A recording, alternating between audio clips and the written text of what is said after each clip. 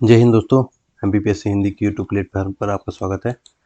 तो आज हम लोग देखेंगे कोल जनजाति के बारे में। ठीक है, तो कोरकू हम लोगों ने पढ़ लिया है, भील पढ़ लिया है, गोंड पढ़ लिया है।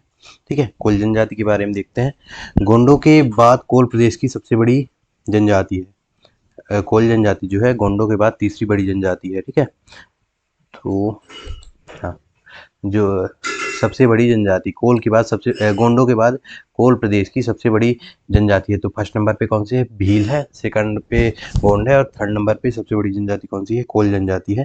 ठीक है, और चौथे नंबर पर है कोरकू जनजाति, जिसे हम पढ़ चुके हैं। यह प्राचीनतम जनजाति है। यह कोल जनजाति कौन सी है? यह प्राचीनतम जनजाति है, जिसका वर्णन कहाँ है? ऋग्वेद में भी मिलता है तथा पौराणिक ग्रंथों में भी इसका वर्णन मिलता है। तो यह याद रख लेंगे, क्योंकि क्वेश्चन ये भी पूछा जा सकता है कि पूछा भी जाता है कि ऋग्वेद से किस जनजाति का संबंध है। ठीक है, तो ऋग्वेद से कोल जनजाति का संबंध है। कोल जो होते हैं कोलोरियन परिवार की एक प्रमुख जनजाति है। कोल जो है कोलोरियन परिवार की एक प्रमुख जनजाति है। कोलोरियन समूह का नाम ही कोल जनजाति पर रखा गया है। ठीक है ना, कोलोरियन समूह का नाम जो होता है वह है कोल जनजाति के नाम पर ही कोलोरियन समूह को भी कहा जाता है। ठीक है ना, कोल जनजाति का जो एक समूह होता है, जो बहुत सारे लोगों का एक ग्रुप होता है, तो उसे क्या कहते हैं? कोलोरियन समूह कहा जाता है। कोल शब्द का अर्थ होता है मानव। कोल शब्द का अर्थ क्या होता है? मानव होता है। कोल और कोरकू दोनों मुंडरी भाषा परिवार के शब्द हैं। कोल और कोरकू जो होते हैं दोनों क्या है? मुंडरी भाषा परिवार के शब्द हैं।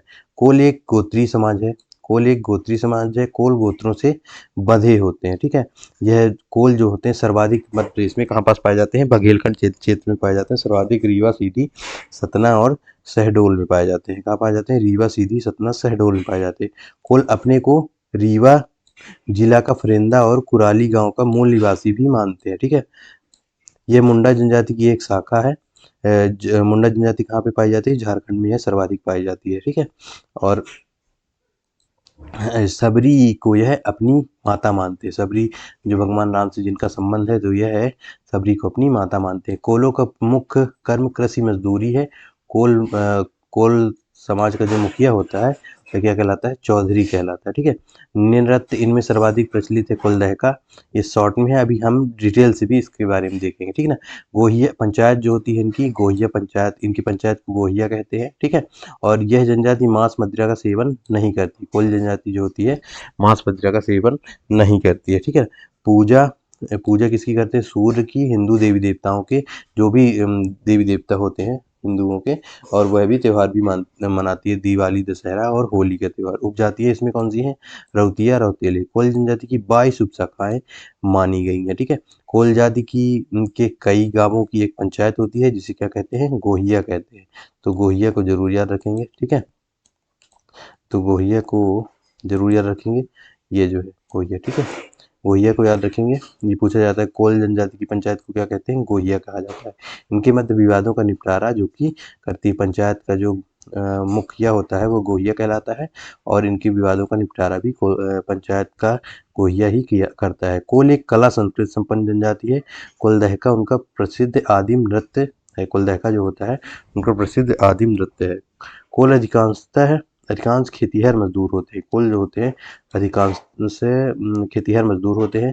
पुरुष केवल बुआई कार्य करते हैं, अन्य कार्य महिलाएं करती हैं। ठीक है, पुरुष जो होते हैं कोल जनजाति में पुरुष जो होते हैं क्या करते हैं? बुआई का कार्य करते हैं। जैसे यह कोल लोग जो होते हैं बघेलखंड में सर्वाधिक, वह क्या करते हैं?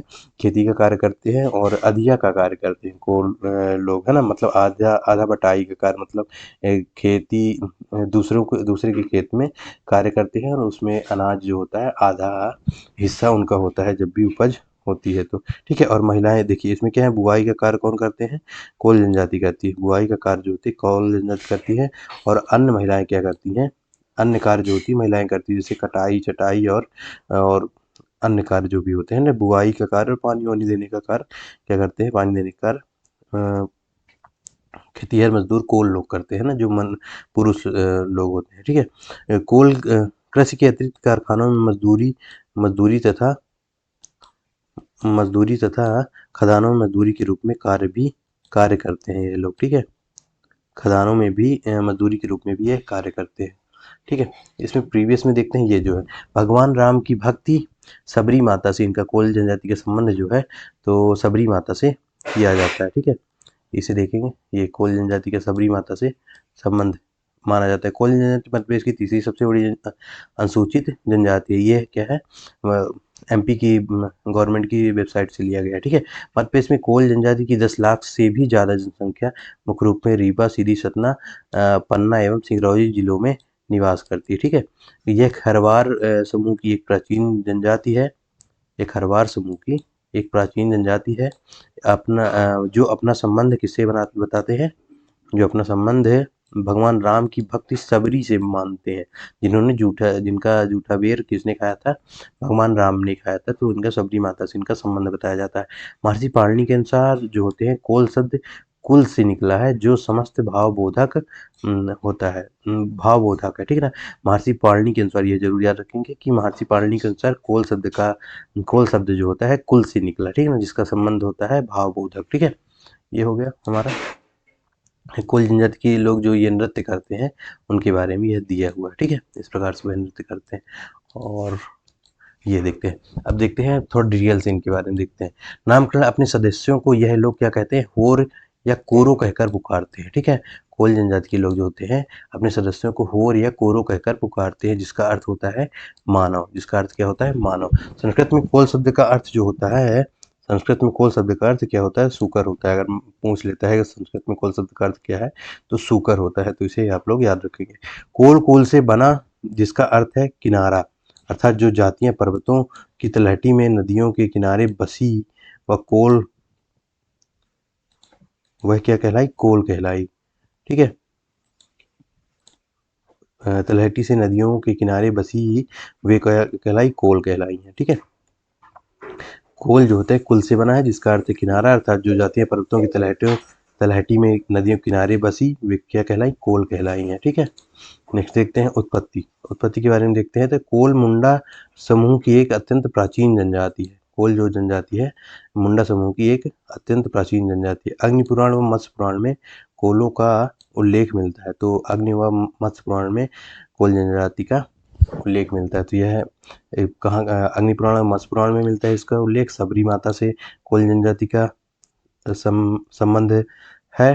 ठीक है, कोल जनजाति के लोग क्या कहते हैं कि वह अपनी सबरी माता को अपनी माता मानते हैं। ठीक है, और संस्कृत में कोल शब्द का अर्थ सूकर है, और ये पर्वतों की तलहटी में नदियों किनारे बसे, इसलिए वह क्या कहलाए, कोल कहलाए। ठीक है, ये हो गया। जिसके आधार पर सोमवंश चंद्रवंश के राजा अग्निपुराण और मत्स्य पुराण के में कोलों का उल्लेख मिलता है। इसके आधार पर कोल सोमवंश चंद्रवंश के राजा गंधार के पुत्र कोल को अपना वंशज बताते हैं। ठीक है ना, तो इनका संबंध किससे है, इसके आधार पर क्या कहते हैं, सोमवंश जो था चंद्रवंश, उनके जो राजा गंधार के पुत्र, उनके जो राजा थे गंधार है के पुत्र कोल को अपना वंशज बताते हैं। गंधार के पुत्र जो थे कोल उनको अपना वंशज बताते हैं। ठीक है, इस प्रकार से इनका संबंध बताया जाता है। ठीक है, किंवदंती के अनुसार पता चलता है। महाभारत में कोलों की उत्पत्ति की कथा सूत्र है। मुनि व वशिष्ठ की गाय कामधेनु द्वारा से भी इनका संबंध बताया जाता है। कोलों की उत्पत्ति की कथा सूत्र मुनि वशिष्ठ जो है, यहाँ पे वशिष्ठ जी है, जो रामायण काल में वशिष्ठ जी थे। ठीक है, तो वो है वशिष्ठ की गाय कामधेनु द्वारा इनका संबंध बताया जाता है। ठीक है, एक देखते इतिहास में रामायणकालीन वनवास के रूप में इतिहास में इनका संबंध मिलता है। रामायण काल में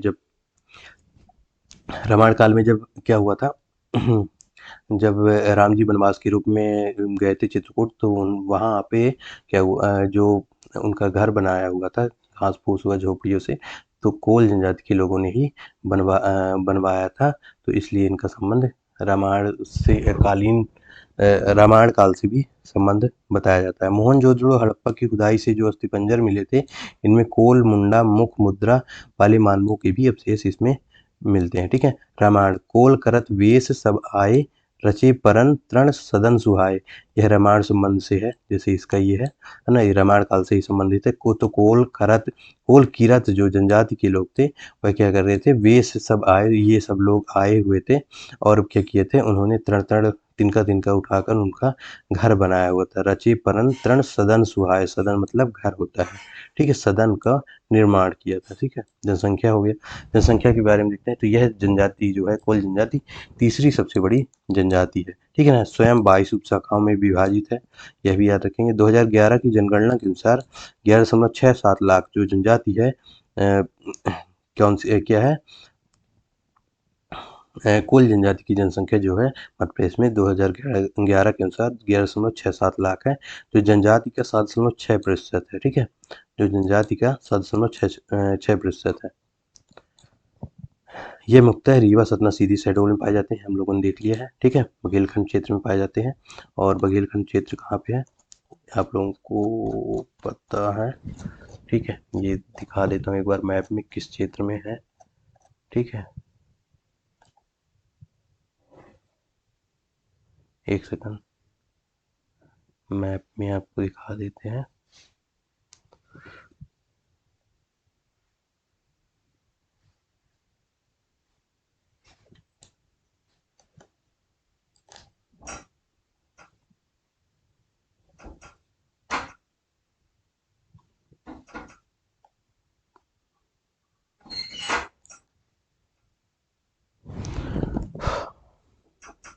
तो उपजातियों के बारे में देखते हैं, एक सेकंड कहाँ गया मैप।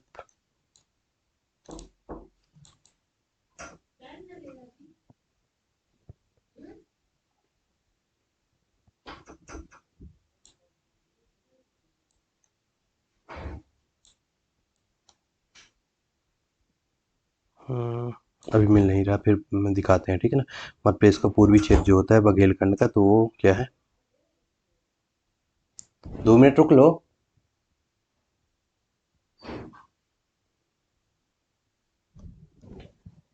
मैक्स मूलर ने कोल को कोलोरियन कहा है, ठीक है ना। मैक्स मूलर जो है तो उन्होंने कोल को क्या कहा है, कोलोरियन कहा है, कोलोरियन जनजाति से मैक्स मूलर ने कोल को क्या कहा है, कोलोरियन कहा है, ठीक है ना।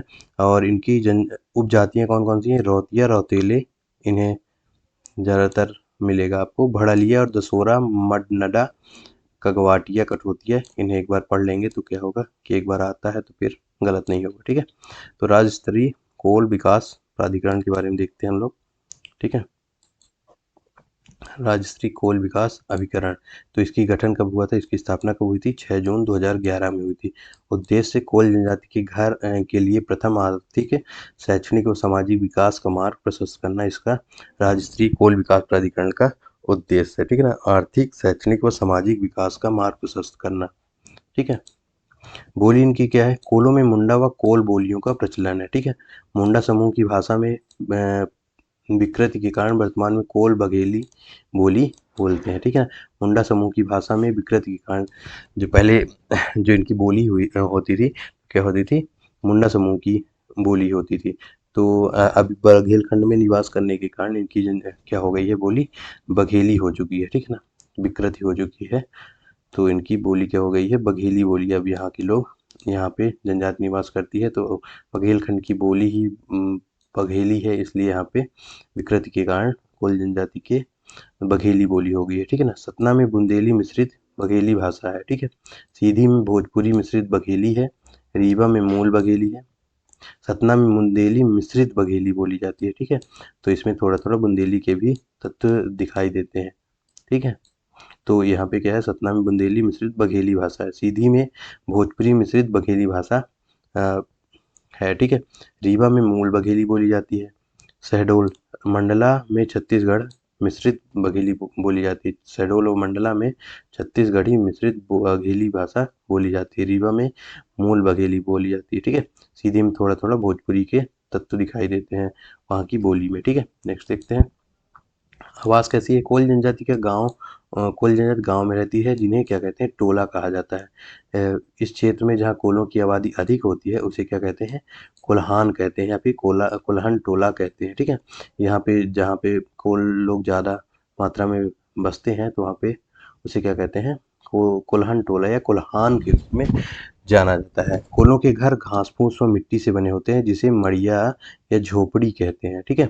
मड़िया या झोपड़ी, इनके घरों को क्या कहते हैं, मड़िया या झोपड़ी कहते हैं, तो इसे जरूर याद रखेंगे। एक बार किस जनजाति का आ चुका है? भील जनजाति का आ चुका है। कू और फाल्या के आ चुका है। ठीक है, चावल द्वारा भूमि परीक्षण, जहाँ मकान बनाते हैं वहाँ पे भूमि परीक्षण ये लोग करते हैं, जहाँ पे चावल द्वारा भूमि परीक्षण किया जाता है मकान बनाने के लिए। तो ये क्या करते हैं, ये लोग चावल रख देते हैं तथा वहाँ पे खंभे गाड़ देते हैं तथा वहाँ पे चावल रखकर भूमि का परीक्षण करते हैं, यहाँ पे घर बनाना शुभ है कि नहीं, तो जिससे फिर वह वहाँ पर घर बनाते हैं। ठीक है, अनाज मापने हेतु काष्ठ के मापक होते हैं। काष्ठ के का अनाज मापने हेतु काष्ठ के मापक होते हैं। काष्ठ मतलब होता है लकड़ी। ठीक है ना, तो लकड़ी के मापक होते हैं। मापक यंत्र मतलब जैसे अभी नाप के लिए लीटर के रूप में लीटर का उपयोग करते हैं, जो दूध नापने के लिए होता है। उसी प्रकार से करुआ, पैला और कुरई जो होते हैं काष्ठ के मापक लकड़ी के एक क्या होता है, मापने का एक वस्तु होता है जिसे मापने के लिए उपयोग करते हैं। तो करुआ जो होता है उसे 200 ग्राम नापने के लिए करुआ का उपयोग किया जाता है। पहला 750 ग्राम नापने के लिए क्या किया जाता है, पहला का उपयोग किया जाता है। कुरई का उपयोग 3 किलो मापने के लिए किया जाता है। ठीक है, वस्त्राभूषण। वस्त्राभूषण क्या है, पुरुष जो होते हैं पंचा धोती पहनते हैं। पुरुष जो होते हैं पंचा क्या होते हैं, बनियान के रूप में वह पहनते हैं। फुल स्लीव की क्या होती है, बनियान होती है कोल जनजाति में पुरुष लोग जो पहनते हैं, और धोती पहनते हैं। ठीक है, और कुर्ता पहनते हैं, सिर पर साफा बांधते हैं। इसे तो आप लोगों को पता है, सिर पर साफा बांधते हैं। ठीक है, महिलाएं जो होती हैं धोती और परदनी पहनती हैं, और ऊपर क्या पहनती हैं, बंडी पहनती हैं। ठीक है, धोती परदनी, जिसे धोती या परदनी कहते हैं सर। ठीक है, साड़ी को, जिसे साड़ी आप लोग जानते हैं, तो उसे वो लोग क्या कहते हैं, धोती और परदनी के रूप में पुकारते हैं। ठीक है, जन्म जो होती है, जन्म सामान्यतः घर के उस कमरे में जहाँ पशु बांधे जाते हैं उसे क्या कहते हैं, सुवरिया घर कहते हैं। तो घर इनका कैसा होता है, घर मान लीजिए 3 4 5 कमरे का, 4 कमरे का जो भी होता होगा। तो एक किचन होती है, मान लीजिए यहाँ पे एक किचन हो गई, यहाँ पे रूम हो गए, यहाँ पे रूम हो गया।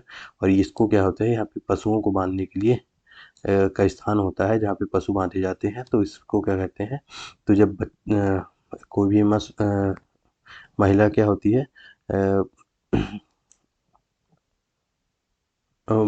या फिर महिला जब बच्चे को जन्म देती है तो यहाँ पे उसको ले जाया जाता है, तो यहाँ पे रखा जाता है उसे। तो इसे, इस घर को क्या नाम दिया जाता है, सुवरिया घर नाम दिया जाता है। ठीक है, सुवरिया घर, इस घर को नाम दिया जाता है। ज़्यादा दर्द होने पर महुआ का आसा हो, जिसे मदाइन कहते हैं, पिलाया जाता है। जिसे मदाइन कहते हैं, पिलाया जाता है। ठीक है, मदाइन का अर्थ, मदाइन से तात्पर्य मद से है। ठीक है, तो मद से है, तो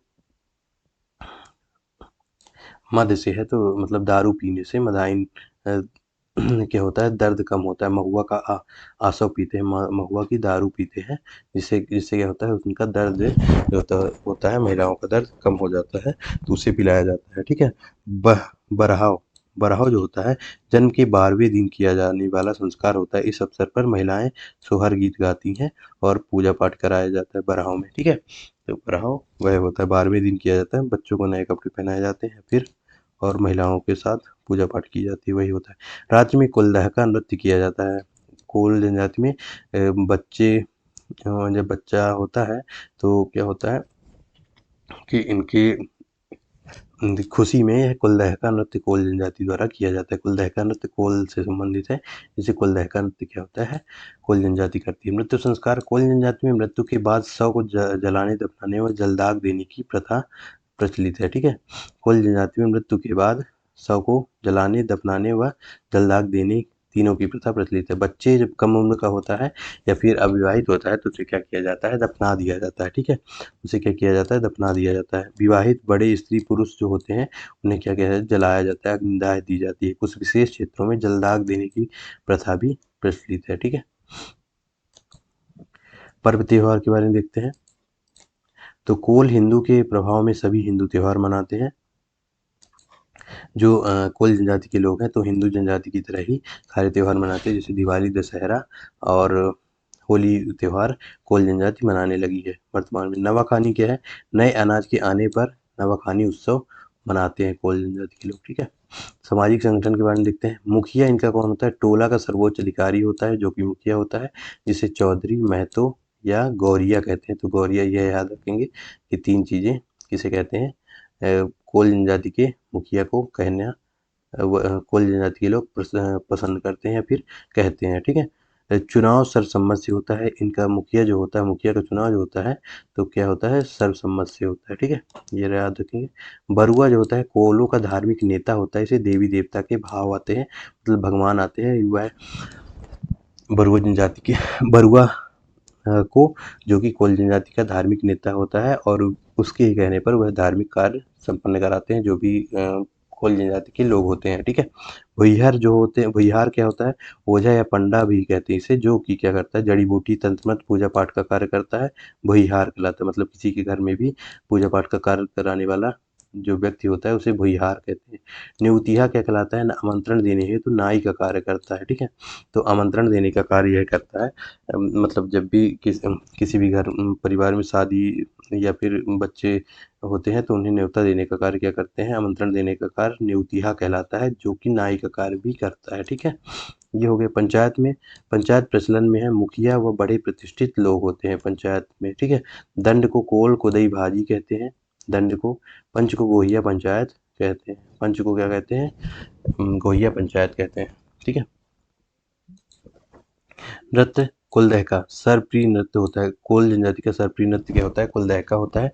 कोलों का दहकना यानी अति उत्साह, उमंग और आनंद होता है, ठीक है। दोतलिया क्या कहलाता है, नृत्य, दोतलिया नृत्य नारणी नृत्य कहलाता है, ठीक है। नारणी नृत्य होता है, मतलब नृत्य इनमें क्या होता है, कुल दहका जो होता है सर्वप्रिय नृत्य होता है, जो कि कोलों का दहकना, रात्रि के समय ये लोग उमंग और आनंद के साथ डांस करते हैं और गीत गाते हैं, ठीक है, नृत्य करते हैं और गीत गाते हैं। दोतलिया नृत्य क्या होता है, दोतलिया नृत्य एक इनमें फेमस है, नारणी नृत्य फेमस है, केहरा नृत्य फेमस है, जो कि संपूर्ण बघेलखंड में प्रचलित है, लेकिन कोल जनजाति के लोग भी करते हैं, इसलिए इसलिए इनका भी नृत्य यह माना गया है, ठीक। मगरोहन क्या है, लकड़ी से निर्मित एक मांगलिक प्रतीक चिन्ह होता है, जिसे विवाह के अवसर पर गाड़ा जाता है। लकड़ी का एक निर्मित होता है, आप लोग इसे जो शब्द न समझ में आए तो उसे आप लोग एक बार क्या करेंगे, गूगल में सर्च करके देख लेंगे तो आप लोगों को दिख जाएगा कि यह किस प्रकार का होता है, जिससे क्या होगी, आपकी मेमोरी पर वो बना रहेगा, अगर आता है कभी तो उससे आपसे बन जाएगा, ठीक है। गोदना क्या है, अत्यधिक प्रिय होता है, गोदना जो होता है अत्यधिक प्रिय है। बाड़ी जाति की स्त्रियां जो गोदना लिखने का काम करती हैं उन्हें क्या कहते हैं, गोदनहार कहते हैं। बाड़ी जाति की स्त्रियां होती हैं जो गोदना लिखने का कार्य करती हैं, ठीक है। तो इनमें गोदना बहुत गोदना प्रिय जनजाति भी है।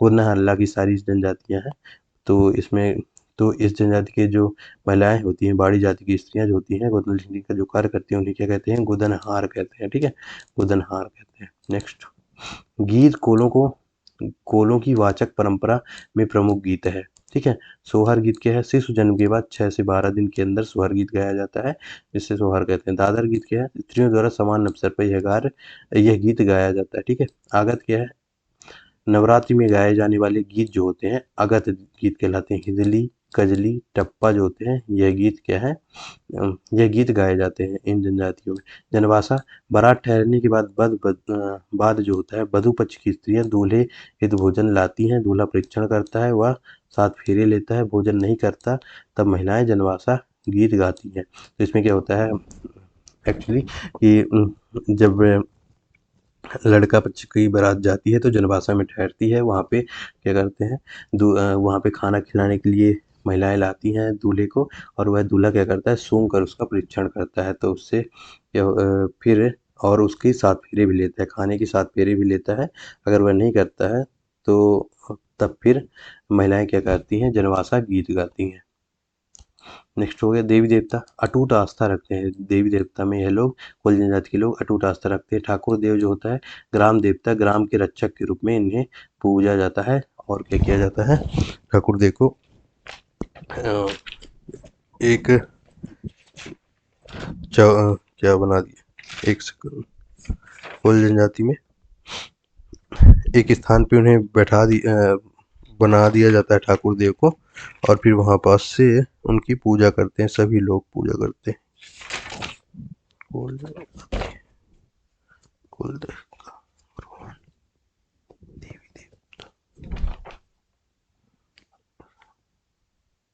पेड़ के नीचे चबूतरा बनाकर क्या करते हैं, उनकी पूजा करते हैं ठाकुर देव की, पेड़ के नीचे चबूतरा बनाकर उनकी पूजा करते हैं। बड़का देव कौन होते हैं? सभी वस्तु में व्याप्त देवता जो होता है, क्या होता है? बड़का देव कहलाता है, जो कि सभी वस्तु में यह लोग मानते हैं कि सभी वस्तुओं में बड़का देव निवास करते हैं, जिन्हें महादेव के रूप में पूज्य माना जाता है और महादेव के रूप में पूजा जाता है। अहीर बाबा कौन है? अहीरों के देवता संपर्क के कारण कोल भी मानते हैं, ठीक ना। अहीर बाबा जो होते हैं, क्या होते हैं? संपर्क के कारण कोल भी मानते हैं, अहीर बाबा, ठीक है। अहीरों के देवता हैं और संपर्क के कारण कोल भी इन्हें मानते हैं। अहीर बाबा का से संपर्क रहता है, अहीरों से संपर्क रहता है, तो इसलिए ये अहीर बाबा को कोल देवता भी, कोल लोग भी मानते हैं। घासी घमासान क्या है? कोलों के पूर्वज देवता के रूप में इन्हें माना जाता है। सन्यासी देव कौन है? गांव के बाहर पेड़ के नीचे नवरात्र में पूजा इनकी की जाती है। बीमारियों से गांव की रक्षा करते हैं, जो कि बीमारियों से गांव की रक्षा करते हैं। गांव के बाहर पेड़ के नीचे यह नवरात्र में पूजा कराते हैं, इसलिए इन यह मतलब इन कोल जनजाति में फेमस है, ठीक है। तो यहाँ पे हो गया, ये कंप्लीट हो चुका है, ठीक है। देवी देवता के रूप में कंप्लीट है, ठीक है। अब हम लोग देखेंगे नेक्स्ट बंजारा जनजाति के बारे में, ठीक है। धन्यवाद। चैनल को लाइक शेयर एंड सब्सक्राइब जरूर करें।